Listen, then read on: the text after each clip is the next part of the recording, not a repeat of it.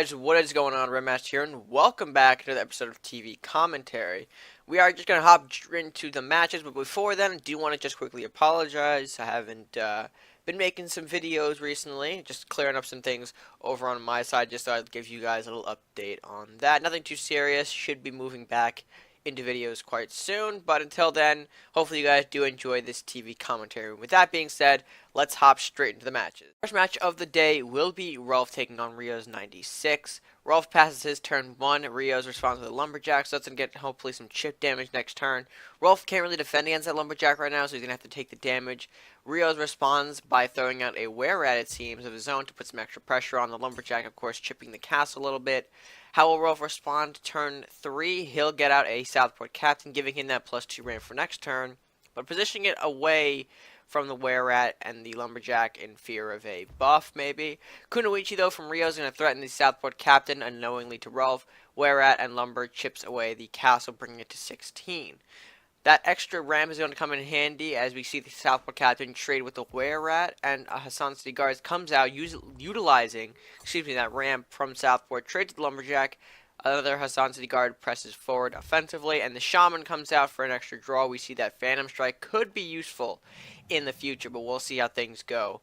Rios, the Medal of Bravery, he'll throw out the Vampire with the Dangerous Lifesteal. He'll only take one away, though.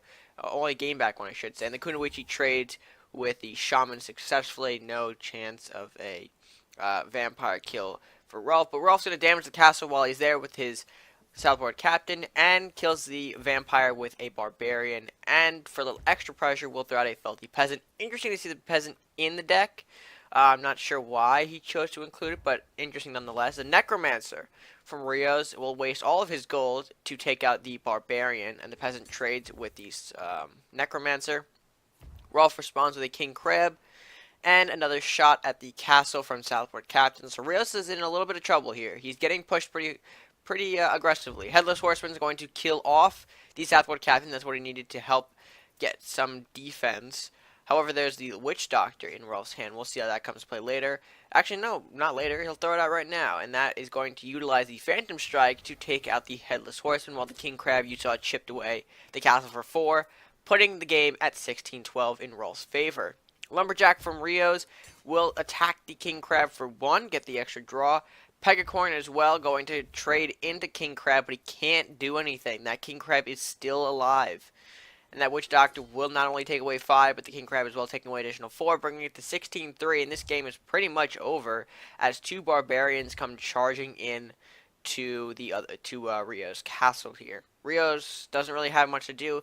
He'll throw out a Lumberjack to weaken the Witch Doctor. Will he throw out some sort of mass damage spell? He will. The Dragon's Fire you saw there, he takes out the King Crab, but overall the other remaining units will still be alive, and that'll force a surrender from Rios, which means Rulf wins the game. Very well done by Rulf. That aggression you saw was pretty crucial in coming back those big health units, and the range. Of course, Pirates giving any sort of melee units range with Phantom Strike or Dwarven Scope, very powerful, and we saw that sort of tip the scale a little bit. I think he was hoping to do something with that Headless Horseman, but ultimately never got to it because he was taken out by the Phantom Strike. But overall, a very good match from Rios and Rulf comes out on top with, and that kind of shows that possibly Blue-Green is starting to gain a little momentum on the ranked ladder. Our next match, we'll see Jax Taylor taking on Vylon. Jax rocking the green-red, while Vylon, again, the green-blue we see. And Vylon starts off his turn 1 by coining out a Rat Hovel. Interesting move there, but Jax will respond with the Merchant's Favor on his turn 2 to bring on the Banshee, and he'll also have ramp for next turn. His hand's not looking too good, though. We see he's got 2 Swordsmen and a Raknoth in his hand, so that's not the best of starts for our friend Jax here. He does have a Mugging, which he'll use to take out the Rat and get a shot off at Vylon's castle. But even then, it's not going to do a whole lot. His hand is still sitting at 3 sort of very expensive units on the early turn here.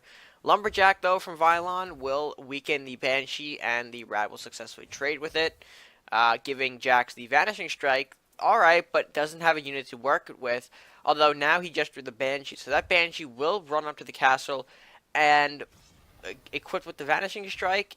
Interesting, but that Rat's going to basically trade with it.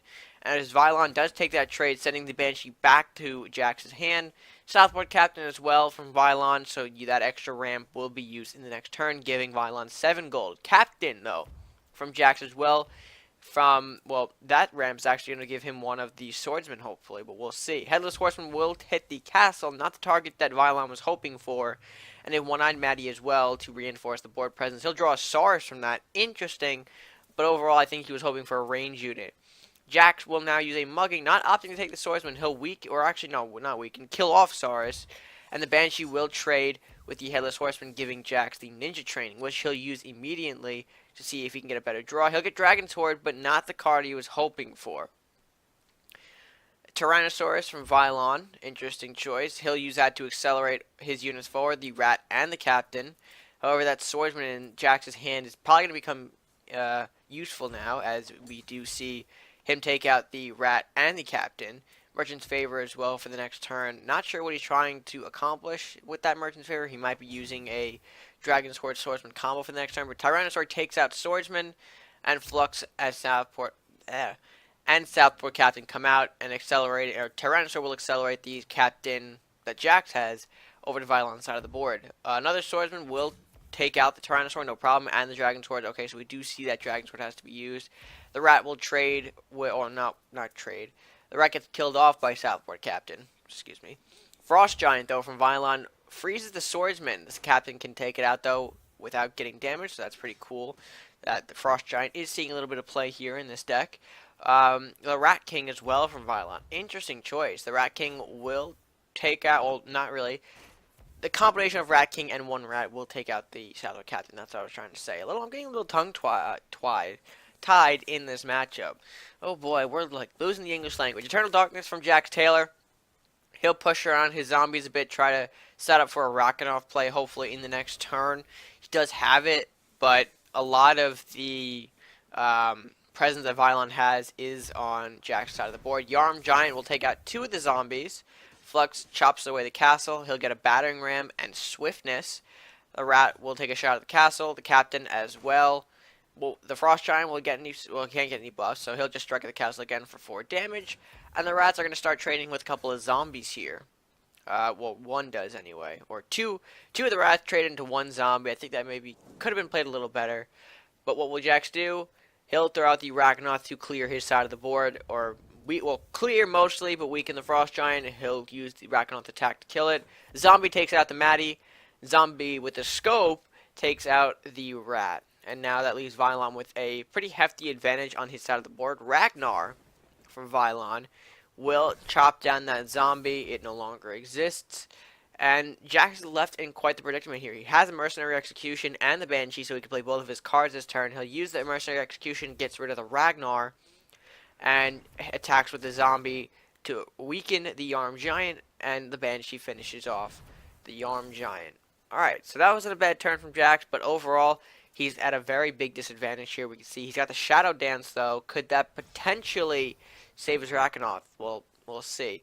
Swiftness from Vylon equips to the Rat. The Rat gets Lightning Blade and Battle Ready and Battering Ram for a victory for Vylon. So that was, again, a very impressive showing from Green Blue. We see a lot of great stuff in there that Vylon used to his advantage.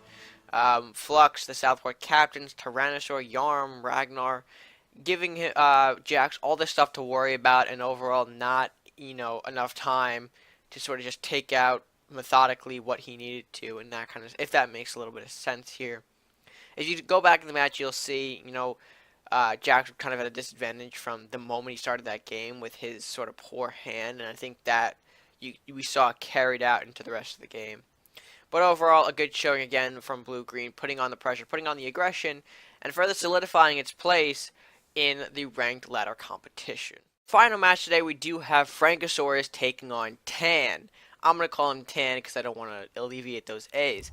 But Lumberjack from TAAAN starts off the game. We see that he's running the blue-yellow, so we can probably assume he might be running War Party. Frankasaurus responds with a Hazan City Guard, which he'll use to block off his castle. The Lumberjack will trade with one of those guards to get the draw for TAAAN.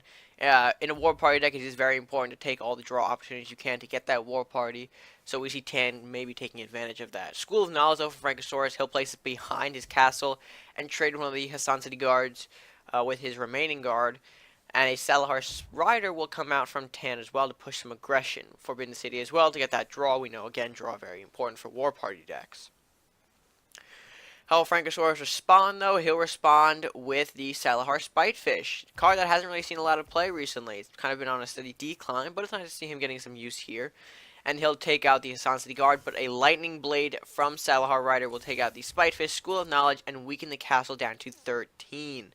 Big play from TAAAN there. Questing Knight, though, from Frankasaurus will take it out successfully. The Salahar effect will have to hit the castle, and a House of Daggers will be placed behind the castle. I think he was hoping to get some School of Knowledge draws, but we ultimately saw that didn't happen. A Hassan City Guard from TAAAN as well to keep pushing the aggression on his next turn. And Frankasaurus, though, with the Northlands Ranger, thanks to the House of Daggers ramp, will be able to successfully block those Hassan City Guards. Rune Warrior from TAAAN, so we do see a little, more Chain Lightning being used here. How will Frank respond? He'll use a Barbarian. That Barbarian plus the Armory combination will power up all of his power up his units. Rune Warrior going to get some electricity off on Ranger and the Barbarian, so they can be more easily taken out now, but we'll see what happens. Another Rune Warrior from TAAAN will take out the Ranger and successfully kill off both of his units. Hassan City Guard opting not to attack. Interesting choice there, not attacking the castle. He does have the advantage. But Witch Doctor and Armory combination is probably going to be what Frank's going to be using here to block off the attack. He's down to his last cards, so he kind of needs to play that Witch Doctor. Headless Horseman will hit one of those armories, though.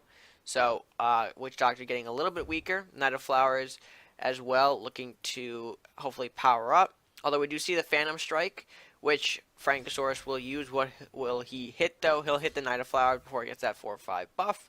So, pretty good there, blocking temporarily, although that does put... Okay, nope, Wind Mage is going to push the Witch Doctor away, so now that Witch Doctor is going to be surviving for an extra turn. Maybe should have killed the Witch Doctor before playing Wind Mage, but not exactly sure what his plan is here. We don't see his hand. Master Thief from Frankasaurus will trade with the Headless Horseman. Witch Doctor retreats, and Frank looks like he's in a pretty difficult situation here. An Unholy Altar from TAAAN plus a Tyrannosaur. He's really pushing that aggression. We see that Vicious Sunflower and Tyrannosaur being pushed pretty aggressively there onto Frank. Frank, how will he respond? He'll use a Mugging to weaken the Tyrannosaur and hit the Sunflower, and ultimately trade with it due to the fact that the last will effect of the Sunflower, and Frank's gonna have to surrender. He doesn't have much to do. So we saw War Party.